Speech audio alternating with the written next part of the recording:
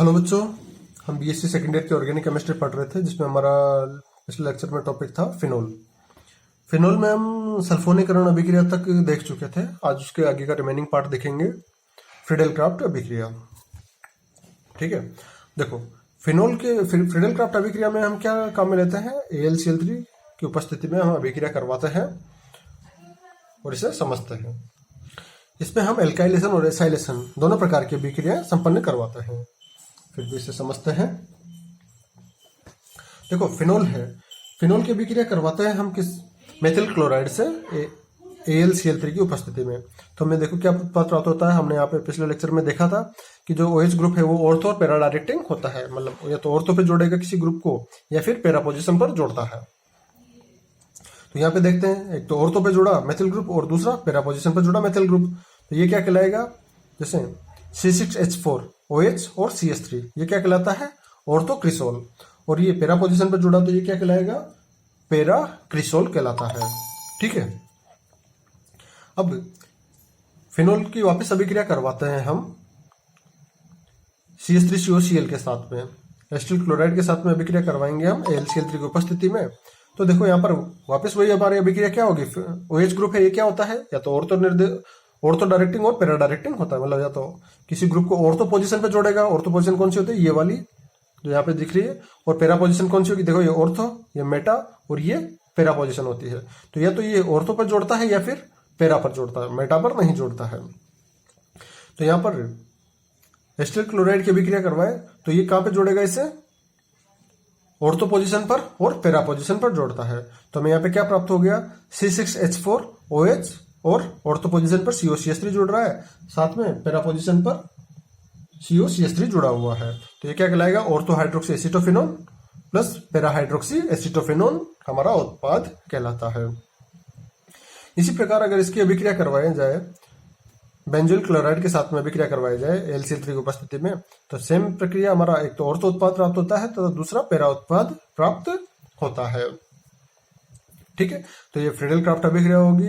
हमें OH group के nature के बारे में पुनः हमारा रिवाइज हो गया पिछले लेक्चर में, जिन्होंने ढंग से नहीं पढ़ा है कि OH ग्रुप जो होता है बेंजीन रिंग पे फिनोल में, वो क्या होता है, ऑर्थो और पैरा डायरेक्टिंग ग्रुप होता है, एक्टिवेटिंग ग्रुप होता है, ऑर्थो पैरा डायरेक्टिंग होता है। नेक्स्ट देखते हैं इसके बाद में फ्राइस रीअरेंजमेंट। इसे फ्राइस रीअरेंजमेंट या फ्रीज रीअरेंजमेंट भी कहते हैं। देखो फेनिल एसीटेट की रिएक्शन होती है। ठीक है, इसमें क्या करते हैं, फिनोल है, इसकी एसिटिल क्लोराइड से अभिक्रिया करवाई जाती है तो हमें यहाँ पे क्या उत्पाद प्राप्त होता है, फेनिल एसीटेट प्राप्त होता है। फेनिल एसीटेट में फिनोल के साथ अभिक्रिया करवाई तो ये ऑक्सीजन तो फिनोल का प्लस OCO यहाँ पर COCH3 से जुड़ जाता है तो फेनिल एसीटेट बनता है। अब इस फेनिल एसीटेट की निर्जल AlCl3 की उपस्थिति में अभिक्रिया करवाई जाती है ताप के रेस्पेक्ट में। AlCl3 के साथ 60 डिग्री सेल्सियस ताप पर करवाएं तो हमें क्या प्राप्त होता है, पैरा हाइड्रोक्सी एसिटोफिनोन प्राप्त होता है, तथा 160 डिग्री सेल्सियस पर क्रिया करवाई जाए तो ऑर्थो हाइड्रोक्सी एसिटोफिनोन उत्पाद के रूप में प्राप्त होता है।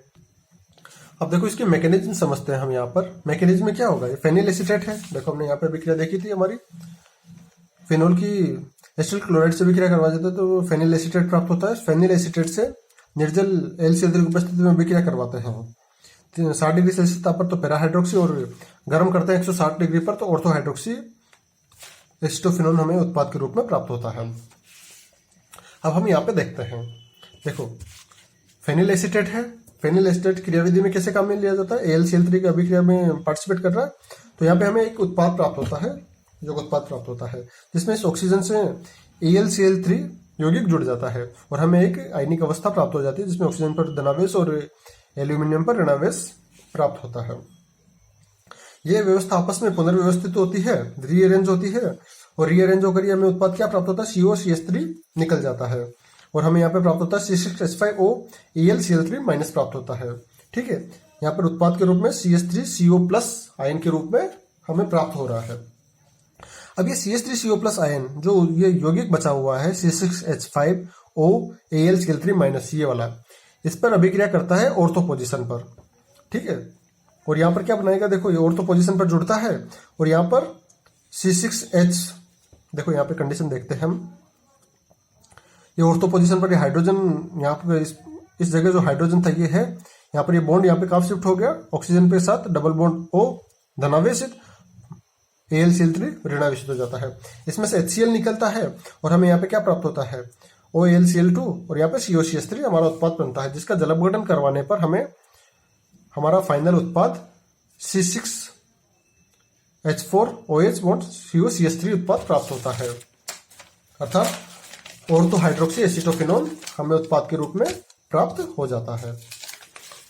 आगे देखते हैं हम गाटरमान एल्डिहाइड सिंथेसिस।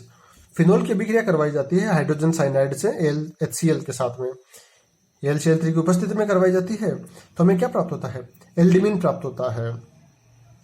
एल्डिमिन प्राप्त होगा जिसका जल अपघटन करवाने पर हमें फिनोलिक एल्डिहाइड प्राप्त हो जाता है प्लस अमोनिया निकलता है। इसे भी देखते हैं। देखो यहाँ पे क्या होगा, HCl और HCl आपस में क्रिया करके क्या बनाते हैं, देखो CHCl डबल बॉन्ड NH हमारा उत्पाद बनाते हैं, और ये यौगिक AlCl3 के साथ में भी क्रिया करता है, तो AlCl4 के रूप में अलग हो जाता है यहाँ पर, तो AlCl4 माइनस, और ये हमारा CS plus double bond NH के रूप में हमें प्राप्त होता है, जो कि कहाँ पे जुड़ता है, इससे पैरा पोजीशन पर हमारे फिनोल ग्रुप से जुड़ता है और हमें एल्डिमिन बनाता है, पैरा हाइड्रोक्सी एल्डिमिन के रूप में यहाँ पर प्राप्त होता है। ये क्या कहलाएगा, पैरा हाइड्रोक्सी एल्डिमिन, जिसका जल अपघटन करवाने पर हमें क्या प्राप्त होगा, पैरा हाइड्रोक्सी बेंजल्डिहाइड प्राप्त होता है। ये क्या कहलाएगा, पैरा हाइड्रोक्सी। कौन सी पोजीशन पर है, पैरा पोजीशन पर है, पैरा हाइड्रोक्सी। देखो अब यहाँ पर बेंजल्डिहाइड मुख्य जो उत्पाद है वो किसके रूप में नाम में देंगे हम, यहाँ पे एल्डिहाइड हो गया हमारा प्रतिस्थापी, तो यहाँ पर ortho Meta para, para hydroxy benzaldehyde हमारा उत्पाद कहलाता है। देखो नेक्स्ट रिएक्शन है हमारी डफ रिएक्शन। फिनोल की अभिक्रिया करवाई जाती है यूरोट्रोपिन के साथ में, CH2 का होल 6N4, इसे क्या बोलते हैं, यूरोट्रोपिन बोलते हैं।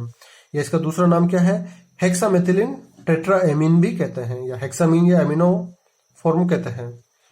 ठीक है, तो यूरोट्रोपिन या हेक्सामेथिलिन टेट्राएमीन, इसकी अभिक्रिया करवाई जाएगी फिनोल के साथ में, ग्लिसरॉल की उपस्थिति में H3BO3 के साथ गर्म करते हैं, तो हमें यहाँ पे क्या प्राप्त होता है, N मिथाइल एल्डिमिन प्राप्त होता है ऑर्थो पोजीशन पर। इसका जल अपघटन करवाएंगे तो हमें क्या प्राप्त होगा, ऑर्थो हाइड्रोक्सी बेंजिल्डिहाइड प्राप्त होता है प्लस मेथिलेमिन बनता है। अब यहाँ पर अगर हम यूरोट्रोपिन की संरचना की बात करें तो देखो इस तरह से कुछ संरचना होती है, जिसमें NCH2N, देखो चारों कोनों पर तो 3 नाइट्रोजन और एक सेंटर में नाइट्रोजन होता है। हर नाइट्रोजन को आपस में CH2 बंध द्वारा जोड़ा गया है, कोई सा भी नाइट्रोजन हो। देखो ये नाइट्रोजन CH2 के साथ, ये CH2 के साथ, ये CH2 के साथ में, तो कितने CH2 है हमारे पास, टोटल 6, 1 2 3 4 5 और 6। नाइट्रोजन कितने हुए, 1 2 3 4, तो CH2 का होल 6N4 हमें यूरोट्रोपिन कहलाता है। नेक्स्ट है हमारी राइबर्टिमान अभिक्रिया।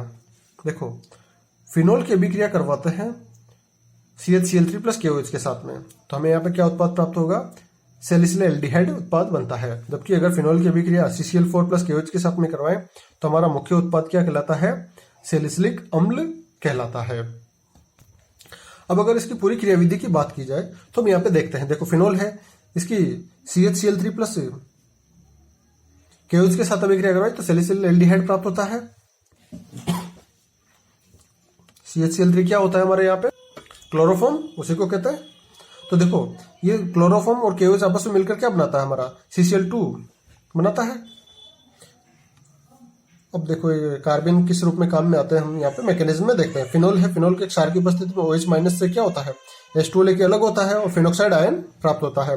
ये फिनोक्साइड आयन अनुनाद में पार्टिसिपेट करता है और हमें यहाँ पर देखो ऑर्थो पोजीशन पर एक ऋणायन प्राप्त होता है, जो CCl2 के साथ अभिक्रिया करके एक उत्पाद बनाता है। यहाँ पर हाइड्रोजन की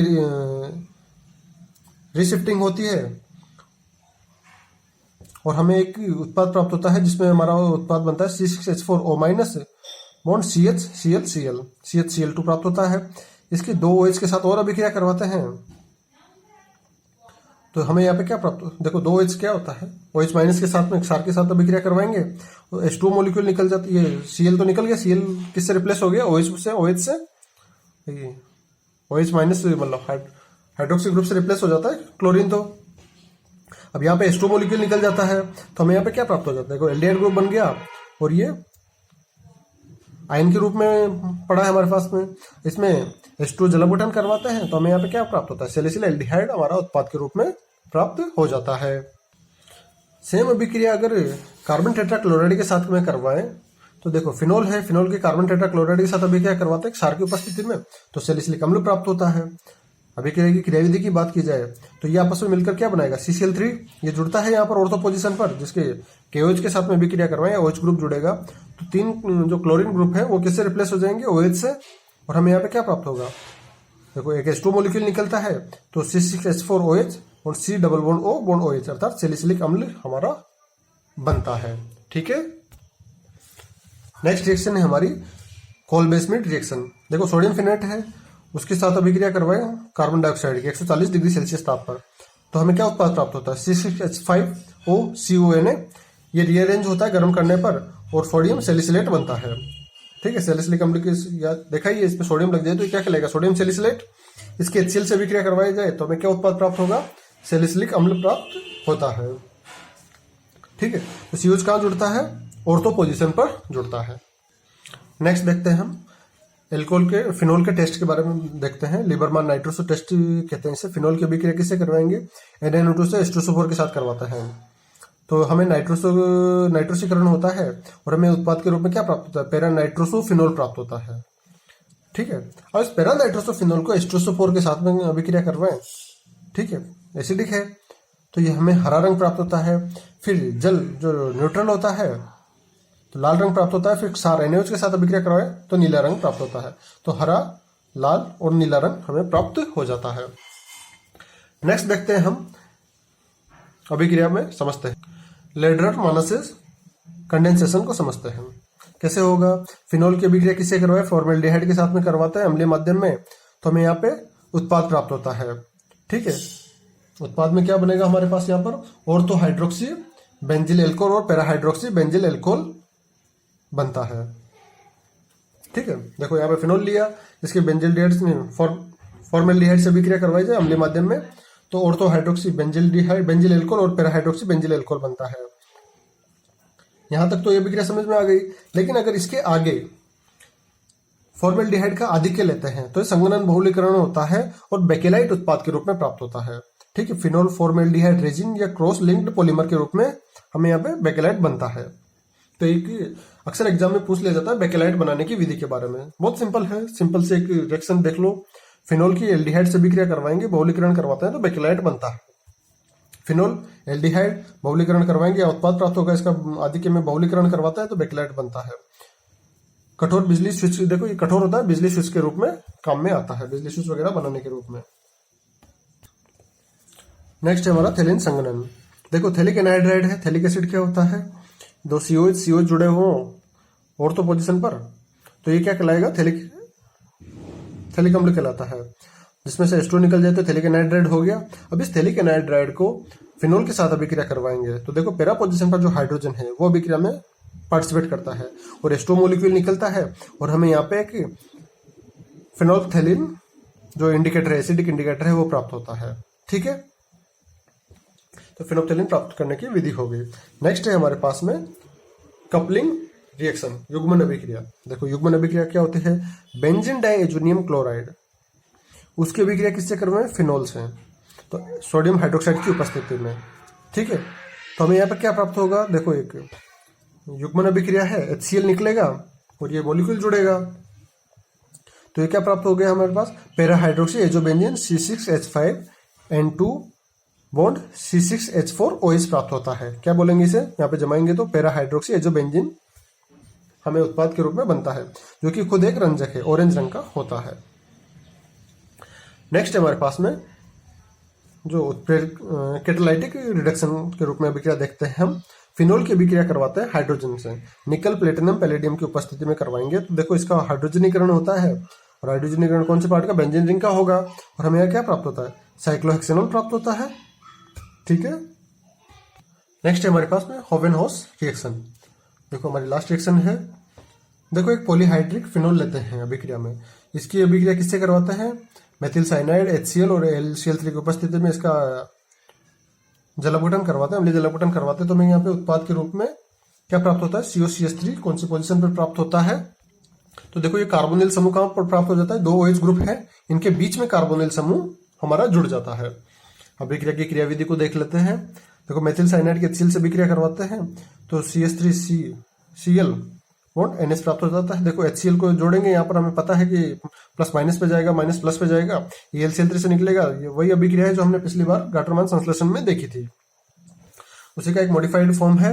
अब देखो यहाँ पर ये CH3 और NH ये पॉजिटिव है, ये कहाँ पे चला जाएगा, पोजीशन जो भी किसी भी पोजीशन पे ले लो, हमारे पास सब पोजीशन पे एक ही उत्पाद प्राप्त होता है। यहां से ये हाइड्रोजन है, इस हाइड्रोजन को रिप्लेस करेगा। देखो ये इस पोजीशन पे जुड़ गया, C डबल बॉन्ड N और CH3। अब ये हाइड्रोजन निकलता है यहां से और ये हाइड्रोजन खुद को रिप्लेस करता है, यहाँ पे रेजोनेंस होता है और जिसके बाद इसका जल अपघटन करवाते हैं तो हमें क्या प्राप्त होगा, देखो कीटोनिक ग्रुप यहाँ पर दोनों OH ग्रुप के बीच में जुड़ जाता है। तो बच्चों ये हमारा फिनोल कंप्लीट हो गया है। इसके जो जनरल उपयोग है वो आपको देखने हैं।